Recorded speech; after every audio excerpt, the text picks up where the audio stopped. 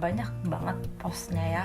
Nah di postnya aku nggak tahu sih namanya apa, tapi sih aku nyebutnya ini kayak pra immigration, karena tuh mejanya ada di sebelum immigration yang suka kita tempel sidik jari itu loh, sebelum itu. Jadi aku ngomongnya pra immigration ya. Nah di sana juga hampir sama, jadi kita benar-benar kasih aja dokumen kita, paspor, terus pokoknya yang kayak gini-gini yang udah dikasih itu semua dikasih ke dia. Nah nanti di sini tuh intinya adalah dia bakal ngecek kalau misalnya penentuan kita tuh karantinanya itu bakal ikut yang government quarantine atau yang mandiri. Jadi kalau misalnya di Korea kan ada dua nih. Untuk yang short term visa, maksudnya yang di bawah 90 hari itu kan pasti dia government facility ya, jadi pasti di karantinanya di fasilitas pemerintah. Kalau misalnya yang kayak aku untuk long term visa yang di atas 90 hari itu pasti akan masuk ke yang karantina mandiri. Nah disinilah yang akan ditentukan nih, kamu masuk yang ini atau masuk yang ini. Nah dia di situ akan ngelihat lagi paspor tentunya sama visa kita. Makanya visanya ditunjukin lagi, dia ngeliat tuh jenis visa, oh D10, oke, mesti masuk ke long term. Nah kalau memang udah benar itu visa long term dan udah jelas banget tertulis nomor telepon dan alamat Korea tadi, itu lancar sih, langsung oke, kamu masuknya ke yang mandiri kayak gitu-gitu. Nanti kalau nggak salah itu dikasih yang ini, notice of isolation quarantine, sama ini alamat karantinanya yang udah sesuai sama yang tadi udah didaftarin di aplikasi itu. Kalau misalnya government itu kalau nggak salah dia bakal kasih name tag itu tadi, ngeliat orang kasih name tag itu nandain kalau dia adalah orang-orang yang akan ikut karantina di fasilitas pemerintah kayak gitu. Nah udah deh, abis kayak gitu nanti segepok itu semua, pokoknya semua yang udah dikasih jangan dipisah-pisah, itu semua masukin ke dalam password gini, habis itu udah disuruh ke imigrasi beneran. Nah itu yang biasa nunjukin, habis itu dicap masuk, habis itu suruh telunjuk kayak gini, terus foto kayak gitu biasa. Nanti kalau misalnya udah selesai kita ambil barang, habis itu scan lagi terakhir dan kita keluar. Biasanya kan kalau keluar itu kan udah tuh biasa yang lobby orang-orang nunggu itu kan ya. Nah itu sekarang ada lagi situ sebuah kayak meja gitu, ada lagi yang jaga, dia bakal ngasih tahu kita tuh harus ke arah mana, kanan atau kiri, karena kan ada yang harus diarahin ke bus yang tadi government facility quarantine kan, ada yang mungkin diarahin mungkin ke bus yang ke kota, atau ada yang diarahin ke tempat manggil taksi gitu-gitu. Nah, di situ dia bakal minta dokumen lagi, kalau nggak salah ini sama paspor kalau nggak salah. Terus habis itu dia bakal nanya, kamu dijemput orang nggak? Gitu. Kalau misalnya emang aku kan long term visa ya, dia langsung nanya, kamu dijemput orang nggak? Kalau misalnya nggak dijemput orang, dia arahin dua, bisa bus atau taksi. Nah tadinya aku mau ngambil bus kan ya. Nah bus ini FYI, bus itu memang ada dan lebih murah, hanya 16.000 won per orang. Dan dia tuh ada kalau nggak salah dibagi per daerah gitu, ke Seoul ada kemana gitu ya. Kalau ke Seoul itu sekitar 16.000. Nah cuman dia tuh jamnya jadi nggak ada per jam, jadi sehari itu paling cuman ada 5 atau 6 kali sehari. Jam-jamnya pun ada tertentu, 75 kalau nggak salah jam 7.50, jam 10.50 gitu-gitu, nanti ada schedule-nya gitu. Nah kalau misalnya kebetulan kalian datangnya pas sama jadwal bus sih is okay, bisa naik bus. Tapi kebetulan aku datang itu waktu itu nggak pas banget sama waktunya bus, jadi kalau mau aku naik bus tuh aku harus nunggu kayak 5 jaman gitu. Jadi menurutku buang waktu, aku naik taksi akhirnya ke counter taksi. Nanti kasih tahu gitu, kalau taksi di mana, oh di sini gitu. Taksinya pun ada kalau nggak salah per daerah gitu, Seoul sama mana gitu. Nah aku ke counter taksi yang tulisannya Seoul kayak gitu. Nanti kasih tahu kamu pakai, akhirnya aku dikasihnya yang van gitu, ya memang agak gede sih kayak van, bukan yang taksi sedan gitu, tapi van. Tapi ya udahlah, karena bawaanku berat juga, jadi aku udah langsung diarahin sama si bapak lalala ke mobil. Aku cuma langsung disuruh duduk di tengah dengan manis, barangku semua dinaikin oleh bapak yang baik tersebut. Udah.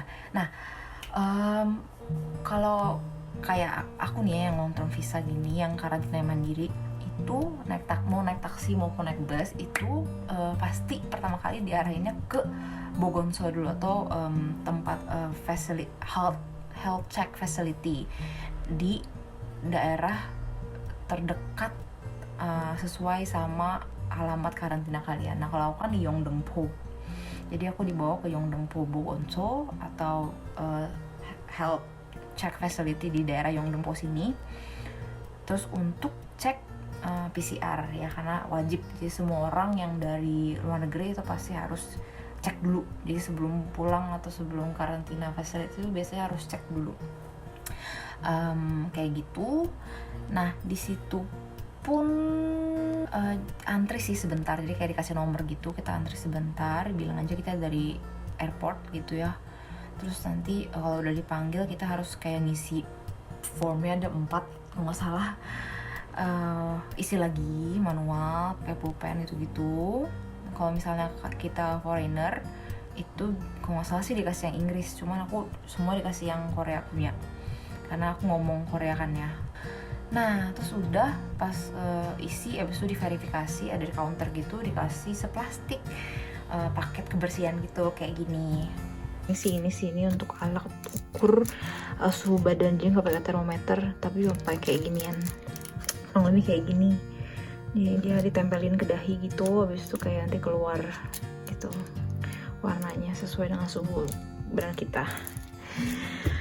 Habis itu dikasih plastik ini. Terus sini tuh ada mask, dikasih mask beberapa lembar ya, seperti ini. Terus ini tadi formulir yang diisi di sana sebelum tes. Terus ini adalah plastik untuk buang sampah. Kasih tahu tadi yang putih itu untuk yang sampah biasa. Kalau misalnya yang orange ini buat sampah makanan. Itu, and then dikasih apa ini? Yes, hands clean gel, hand sanitizer. Kayak gini, kasih 2. Sama satu lagi seperti ini. Nah tadi kan dalam plastik itu kan ada yang alat ngukur suhu badan itu ya.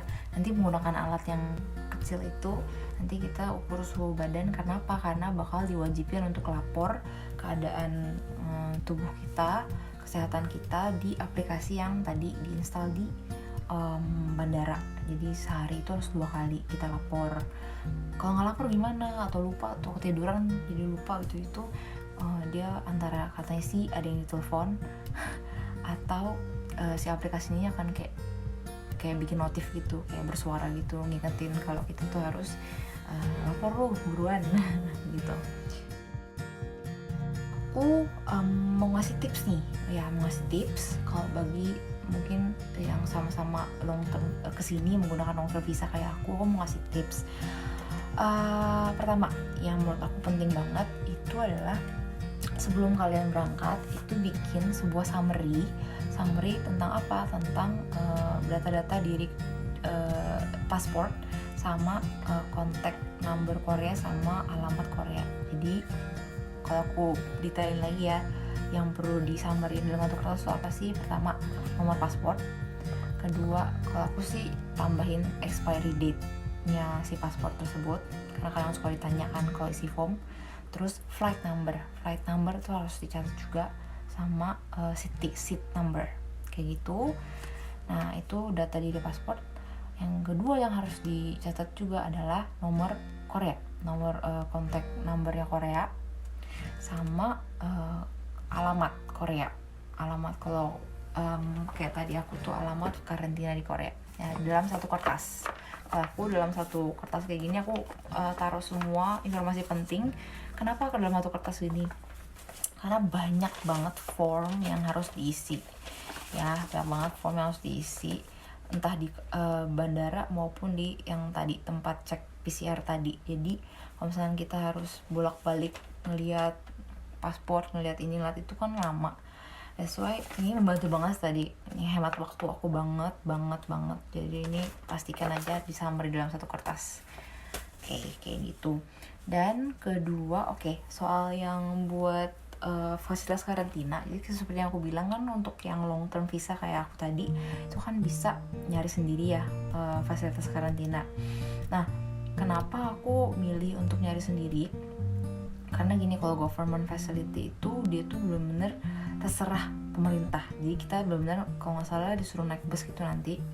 Habis itu entah dituruninnya ke mana, hotel mana. Kalau misalnya kalau nggak salah fasilitinya itu dia range harganya antara 1,7 tahun sampai 2,7 tahun antara itu.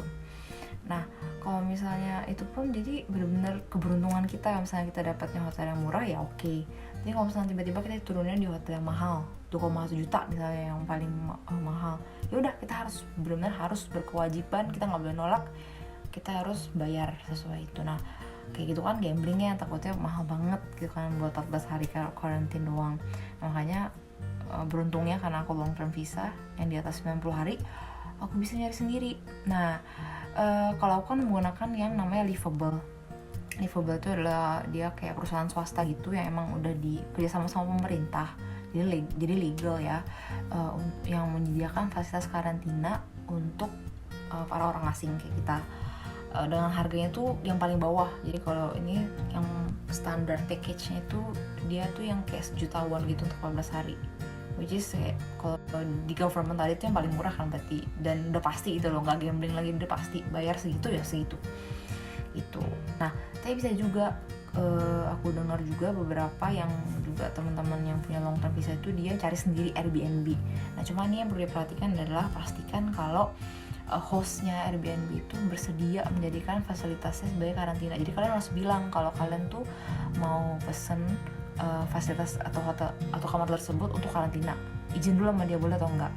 Yang kedua harus dibilangin adalah iya nanti ada pihak nomor lo ini akan gue kasih ke pihak airport atau ke pihak public health tadi gitu. Kalau misalnya ada apa-apa gue harus daftarin nomor Korea, gue harus pakai nomor lo nih, boleh nggak? Nah, kalau dia oke, iya oke, kalian bisa menggunakan Airbnb sendiri, dan itu mungkin harganya kan ya sesuai sama aplikasi Airbnb ya gitu, jadi terserah.